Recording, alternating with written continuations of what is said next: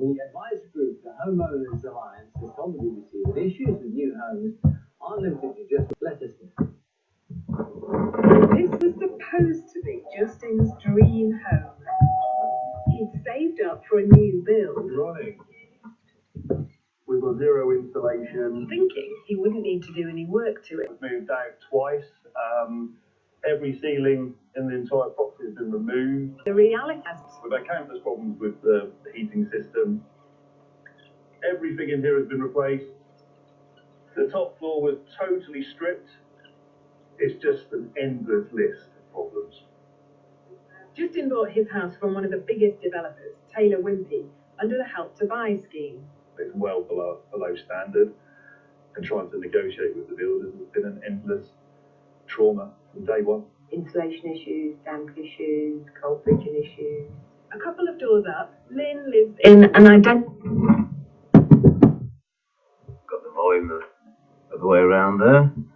Anyway, very quickly, we're all moaning about the new house builds aren't up to standard. And they seem to be sort of like blaming just the builders. But you remember, everybody, we imported a load of immigrants that have different standards, yeah, different qualifications of standards from other countries, flooded the marketplace of builders in this country, and we all know a lot of them have bogged off back. So when they were flooded here doing cheap building, which is these guys' houses, our lads leaving school thinking there's no point in going in the work industry because it's flooded with immigrants. So when the immigrants go back after doing cheap work and crap building because their standards aren't as good as ours, we then have a big hole left in because the up and coming future builders think it's flooded out. So we have the problem with them getting people in there. And then when these people report it, they just report it as the builders and not the fact that it's standard watered down by loads of immigrants, yeah, that's taken other people's jobs and just built on a different standard, and now we're all paying for it.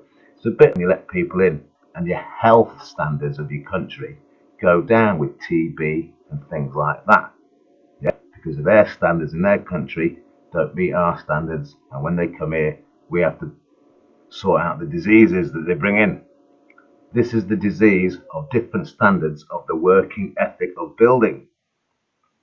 Flood them in from immigrants, build a load of buildings all cheap. Everybody seems temporarily happy because you get a postcard building that looks good, but it's a bit rotten on the apple on the inside, isn't it, everybody?